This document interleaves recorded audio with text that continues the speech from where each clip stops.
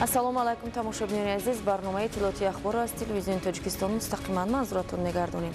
Дар студия бо шумо Оисаи Абдуҷамил. пойдории суботи сиёсӣ ва ваҳдати миллӣ марҳила ба марҳила моро ба ҳадафҳои некусозанда мерасонад. маҳз оромиву амният ва ягонагии миллат меҳану халқро аз парокандагӣ наҷот бахшед ки саҳми президенти ҷумҳурии Тоҷикистон пешвои миллат муҳтарам Эмомалӣ Раҳмон дар он бориз мебошад. гузориши Манучеҳ Ализода.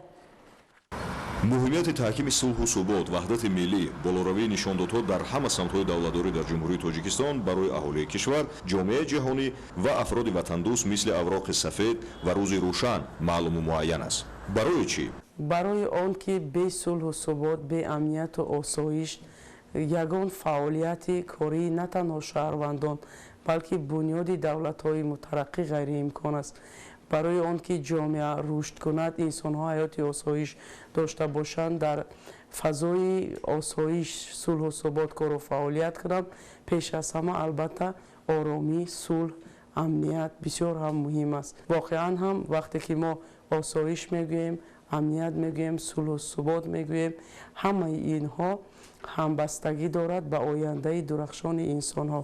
дар кураи замин имрӯз ҳар ҷое ки сулҳ аст, осоиш аст, дӯстӣ аст, ваҳдату ягонагӣ аст, дар он ҷо пешрафт аст, созандагӣ аст, мардумони хушбахт зиндагӣ мекунанд. ва он минтақаҳое ки чигунае ки ҳамарӯза мо шоҳид мегардем, он минтақаҳое ки дар он ҷо ҷанг аст, яъне ҷидол аст, нооромӣ аст, ҳаёти мардум бисёр ногувор аст ва бисёр бадбахтиҳо насли инсониятҳо дар он ҷойҳо хуб фаро гирифтанд. маҷрои пуртуғиён, набзи пуртапеш ва вазъи зуд тағйирёбандаи замон барои шахси рӯшанфикр аён аст. аммо мутаассифона дар ҳама давру замон буданд ва ҳастанд афроде ки садоқати асил, заҳматҳои аҳлона ва муҳаббати самимонаро нисбат ба ватан нодида мегиранд. кадом тоифа чунинанд? ин тоифа ҳамон тоифае мебошанд ки манфиатҳои миллии хешро намешиносанд ва ба хотири пиёда кардани манфиатҳои хоҷагони хориҷии хеш кору фаъолият менамоянд. воқеияти ҷамъиятии мамлакатҳое ки дар он ҷо носуботии сиёсӣ ки дар он низоъ рафта истодааст нишон медиҳад ки набудани эҳсоси ватандӯстӣ мутаассифона дар ин ҷомеаҳо мавҷудияти худи ҳамон давлатҳои миллии онҳоро зери суол бурда истодааст ва худи мавҷудияти чунин гурӯҳҳо дар ҷомеа албатта як таҳдиду хатари калон нест ба амнияти миллии дилхо давлат ва ҷомеа.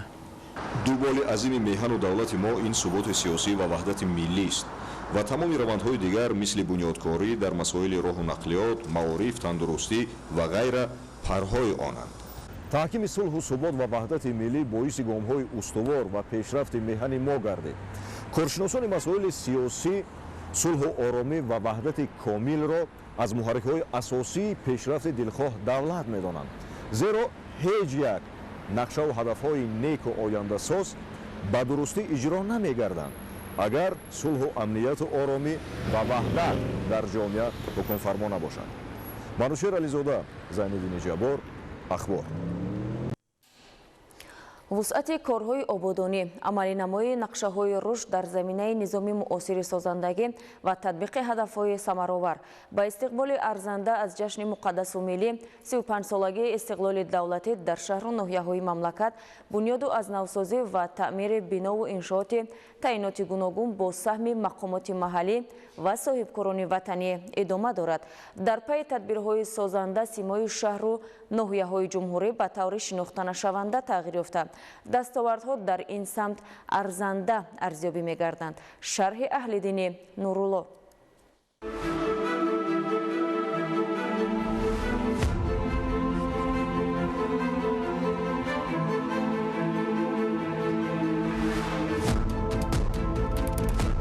اینجا قلب توجیکستانی عزیز، شهر آرزوها، دوشنبه شهر می باشد.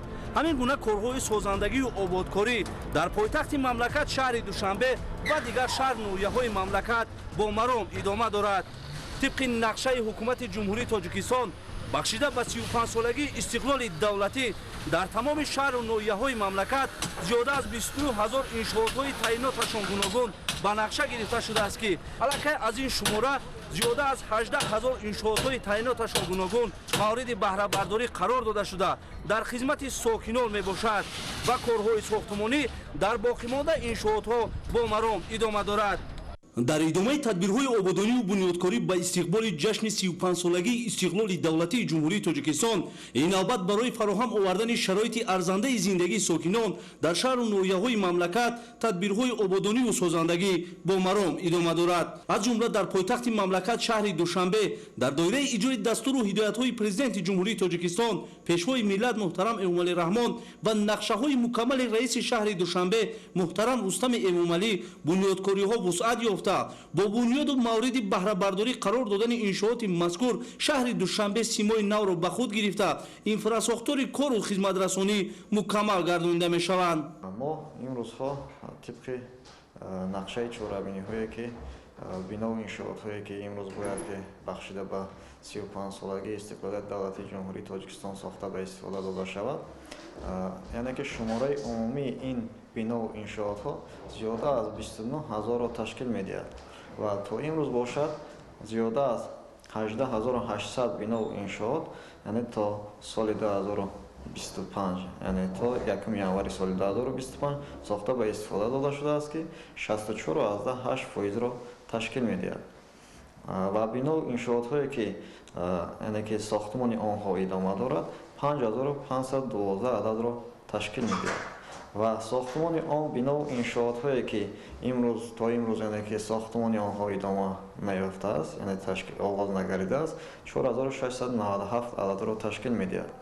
яъне ки мо дар умум гуфтем зиёда аз 29 000 биноу иншоот ба нақша гирифта шудааст, яъне ки аз ин дар ҷумҳурӣ дар вилояти мухтори Кӯҳистони Бадахшон бошад 1362 адад, дар вилояти Хатлон бошад 6260 ададро ташкил дода, дар вилояти Суғ бошад 6260 адад, дар ноҳияи Тобаи Ҷумҳур бошад 4860 адад ва дар шаҳри Душанбе яъне ки 4315 адад иншоотҳоро ташкил медиҳад. маблағгузорӣ яъне ки дар ин самт аз ҳисоби маблағҳои манбаи маблағгузор яъне буҷавӣ 170 адад, грантӣ бошад 111 адад ва маблағҳои сармоя бошад 1 адад ва худ маблағгузорӣ бошад 590 адад. дар умум яъне 872 адад биноу иншоот аз ин манбаи маълумоте ки мо дар боло номбар кардем маблағгузорӣ гардиданд.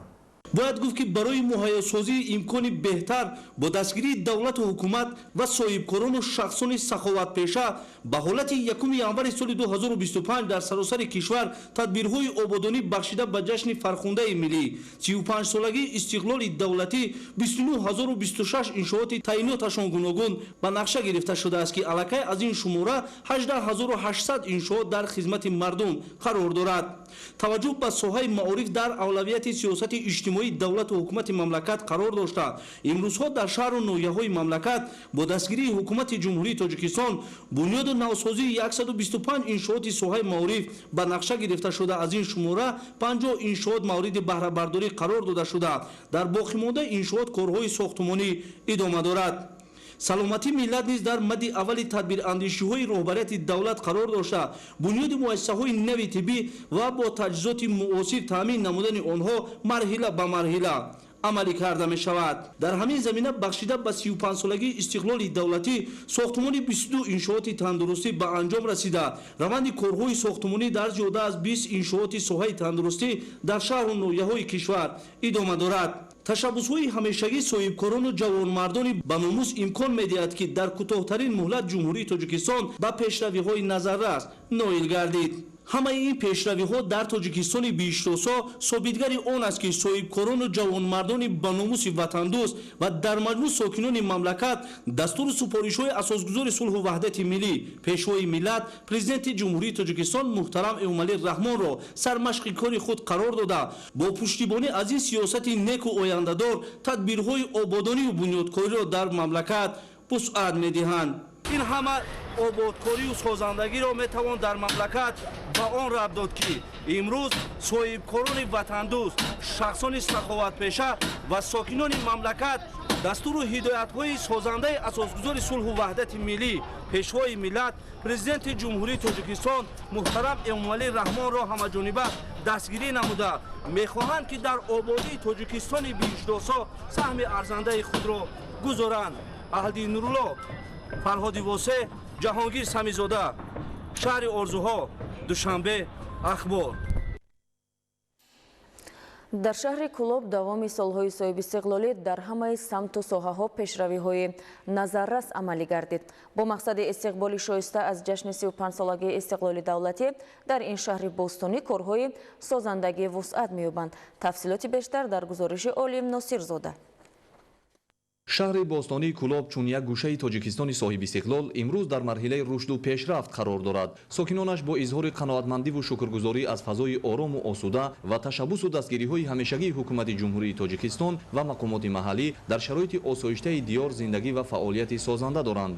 дар натиҷаи амалисозии тадбирҳои шоиста давра ба давра ин шаҳри бостонӣ ба худ симои нав гирифта рушди бомароми соҳаҳо ба тадриҷ таъмин гашта истодааст. бо мақсади истиқболи шоиста аз ҷашни 35 солагии истиқлолияти давлатӣ дар шаҳри кулоб бунёди 494 иншоот ба нақша гирифта шудааст. аз ин теъдод иншооти бунёдшаванда дар соҳаи маориф 86, тандурустӣ 51, саноат 42, варзиш 19, хизматрасонӣ 51, савдо 42, биноҳои баландошона ва маъмурӣ 38 ва дигар иншоот дар соҳаҳои мухталифи хоҷагии халқ нақшагузорӣ шуда давра ба давра бунёд ва мавриди баҳрабардорӣ қарор дода мешаванд. раванди бунёдкориҳо аз ҷониби ширкатҳои гуногуни сохтмонии ватанӣ бо ҷалби мутахассисони варзида ва сокинони маҳаллӣ бо вусъат ҷараён дорад. ин раванд дар таъмини сокинон бо кори доимӣ ва коҳиш ёфтани сатҳи муҳоҷирати меҳнатӣ мусоидат менамояд. бо дастгирии ҳукумати ҷумҳурии тоҷикистон дар шаҳри кулоб иншоотҳои сохтмонӣ бисёр шидестай мо ба ҷои кори доимӣ таъмин шидем.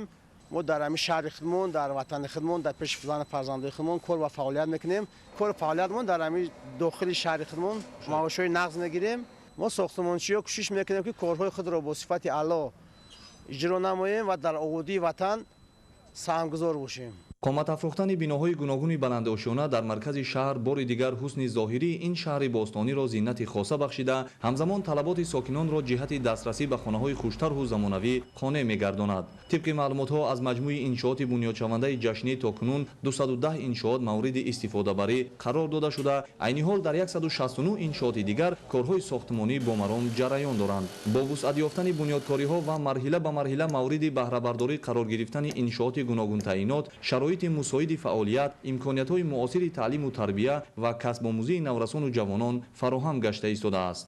همه این گواهی از آن می‌دهد که رهبری دولت تمام سعی و تلاش خود برای نیکوحوالی مردم شریف تاجیکستان روانه کرده ایستادند. ما جوانان نیز از همه این غمخوری‌های رهبری دولت الهام تازه گرفته و کوشش به آن می‌کنیم که با آموزش زبان‌های خارجی مشغول گردیم و برای پیشرفت سرزمین اجدادی خود سهمگذار باشیم.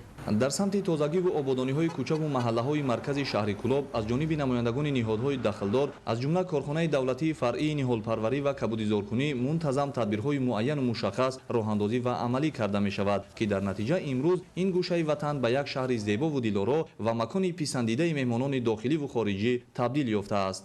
در این زمینه بحر سبز و خرمگردانی باغ و گلگشت‌ها، کوچه و محله‌ها، شفت راه‌های ماشینگرد و دیگر مؤسسه و تشکیلات‌ها در موسم امسال تا امروز بیش از 4000 بیخ نهالان همیشه سبز و سایه افکن و 32000 بیخ گل و بوته‌های آرایشی چینانیده شده. این تدبیر ادامه دارد. امروز ساکنان در فضای آرام و صلح پایدار وطن و تامین شرایط ارزنده فعالیت زندگی آسوده دارند.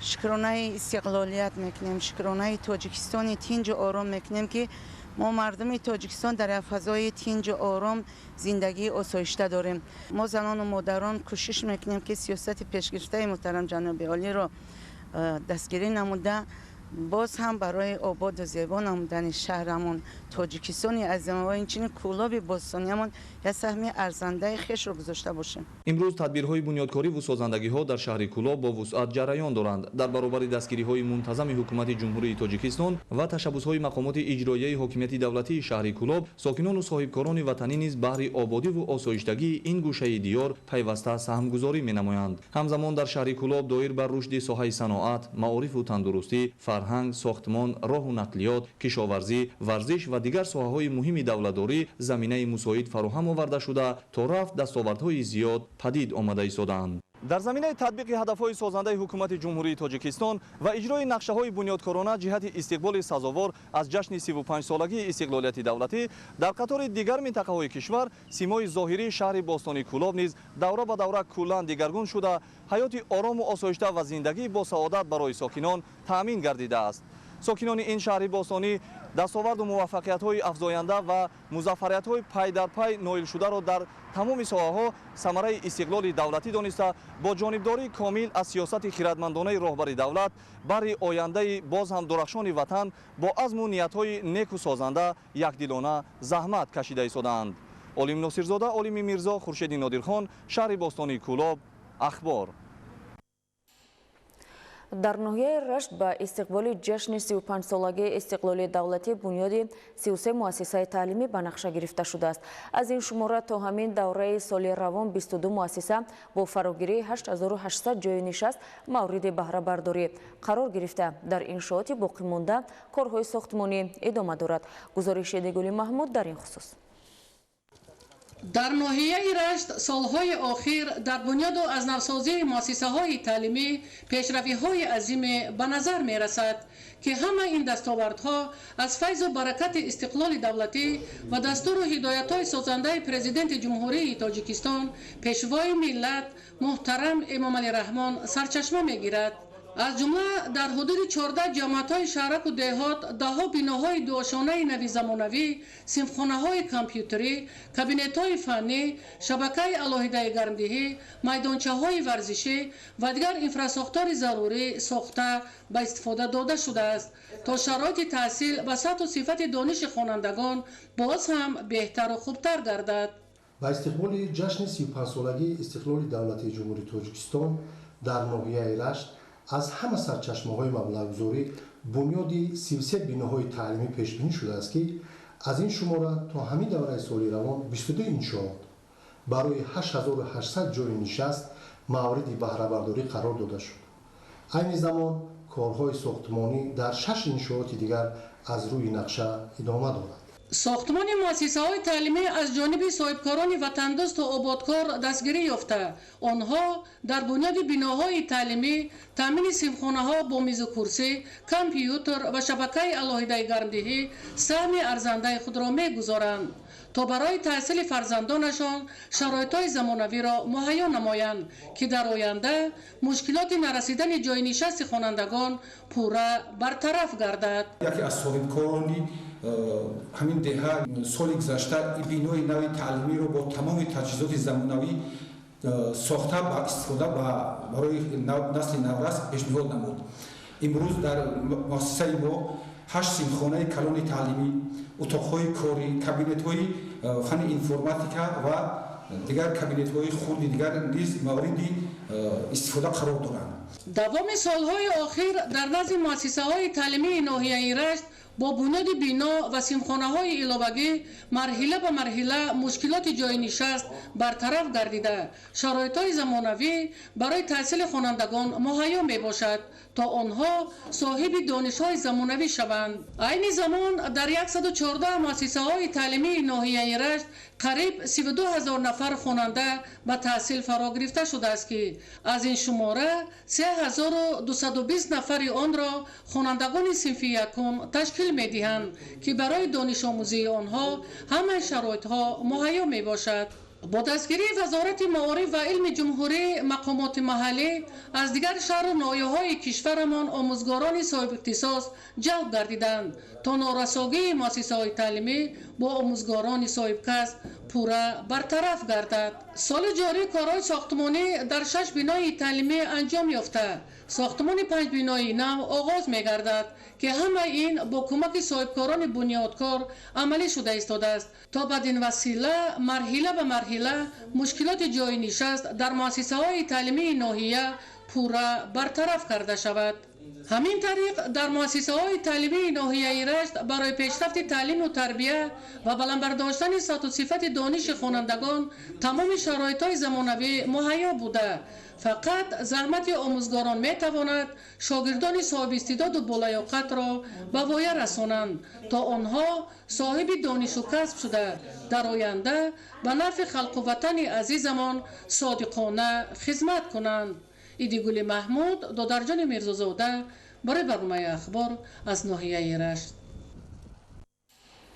به خاطر رشد صاحبکاری و دستگیری صاحبکاران با دستگیری حکومت جمهوری تاجیکستان در مملکت نقشه و برنامه‌های مشخص عملی می‌گردند. خدمت‌رسانی‌های با صفت در نظام بانکی و پیشنهاد امتیاز و سبوکی‌ها به ساکنان از جمله صاحبکاران. کارخانه واحد دولتی بانک صنعتی و صادراتی تاجیکستان صنعت صادرات بانک در شهر خوروغ برای اهالی ولایت چنین امتیازها را راه اندازی نموده است.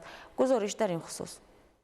کارخانه واحد دولتی بانک صنعتی و صادراتی در شهر خوروغ فعالیت خیش را رسما از 3 فوریه سال 2022 آغاز نموده. از روزهای نخستین به فعالیت شروع نمودن در رشد و پیشرفت ساحه‌های اقتصادی و اجتماعی مملکت از خود سهم ارزنده گذاشت. صنعت‌کنانی با سرعت مملکت هدف 4 ملی که در محور توجه رهبریت عالی کشور اساسگذار صلح و وحدت ملی پیشوای ملت محترم امام علی رحمان قرار دارد، بهر رشد و رونق دادن این ساحه و تامین نمودن با مبلغ‌های امتیازناک صاحبکاران جهت بنیاد نمودن کارخانه‌های خرد و بزرگ در ولایت مختار کوهستان بدخشان مسئولین فعال این بانک بسا نظر است ارزیابی کرده می شود. اقدام‌های پیگیرانه سرور دولت محترم امام علی رحمان در سمت تهیه و عملی نمودن 4 هدف استراتژیکی کشور در ولایت مختار کوهستان بدخشان نتیجه‌های نظررس را به بار آوردند که این تشبس‌های نجیب آرزوی آرمان‌های دیرینه مردم این گوشه بهشت‌آسا را در راه آبادانی و سازندگی و رشد همه‌جانبه ولایت عملی نمود. ولایت بدخشان که امکانیت‌های بزرگ صنعتی دارد در دوران صاحب استقلالی مملکت و دوام چند سال اخیر با دستگیری‌های همه‌جانبه حکومت مملکت خصوصاً پرزیدنت جمهوری تاجیکستان به نتیجه‌های بلند نائل گردیده است. باید گفت که فعال کارخانه واحد دولتی بانک صنعتی و صادراتی در شهر خوروغ پس از ارائه گردیدن پیام نوبتی و دستور گرفتن از جانب رهبر مملکت پرزیدنت کشور محترم امام علی رحمان در سمت زیاد کردن پیشنهاد قرض‌ها با فایز نسبتاً پست و تامین نمودن دسترسی به خدمت رسانی‌های با صفت بانکی بخصوص در ناحیه‌های دوردست مملکت تدبیرهای خوب را به راه ماندند. در فیلیال بانک نامبرده 2 شعبه قرضدهی و عملیاتی فعالیت نموده 16 نفر کارمندان به مزاجان خدمت رسانی نموده ایستادند. مورد به ذکر است مؤسس بانک حکومت جمهوری تاجیکستان بوده قرض از بودجت دولت به فیلیال‌ها جدا می‌گردد. در زمینه سیاست سازنده و بنیادکارانه اساسگذار صلح و وحدت ملی پیشوای ملت پرزیدنت جمهوری تاجیکستان محترم امام علی رحمان ساحه صنعت در ولایت بدخشان در حال رشد قرار داشته با بنیاد کارخانه‌های خرد و میانه صنعتی و تامین نمودن اهالی با جایهای نو کاری زمینه مساعد فراهم آورده شده است. باعث قید است که در سال 2024 کارخانه‌های صنعتی جمعیت دارای مسئولیتش محدود نسیم کارخانه نعمت‌های روشن و کلانترین گرمخانه‌ای که در ناحیه روشن فعالیت نموده ایستاده است. سهم فیلیال بانک صنعتی و صادراتی در سمت مبلغ گذاری نظررس می باشد. در مدت بیش از 3 سال فعالیت فیلیال توانست که کارها را در همه سمت‌های فعالیت به طور نظررس به راه مانده با راه اندازی نمودن کارهای تشویقاتی و ترغیباتی توانست محصولات‌های بانک را به طور شایسته به اهالی معرفی نمایند. یکی از سمت‌های افضلیتناک فیلیال این پیشنهاد قرض‌ها به حساب می روند. باید خاطر نشان کرد که مؤسس کارخانه واحد دولتی صنعت صادرات بانک محض حکومت جمهوری تاجیکستان محسوب یافته مبلغ‌هایی که به قرض روانه می‌گردند به واسطه از بودجت دولت جدا کرده میشن. مسئولین بانک اقدام گرفتند من بعد نیز طبق دستور و سپارش‌های رهبر مملکت محترم امام علی رحمان فعالیت را به راه مانده در رشد و پیشرفت باثبات مملکت و بلندبرداشتن نیک و احوالی ولایت از خود سهم ارزنده گذارند. تماشاچیان عزیز در همین جا برنامه اطلاعاتی اخبار به انجام میرسد. خیر سلامت باشید.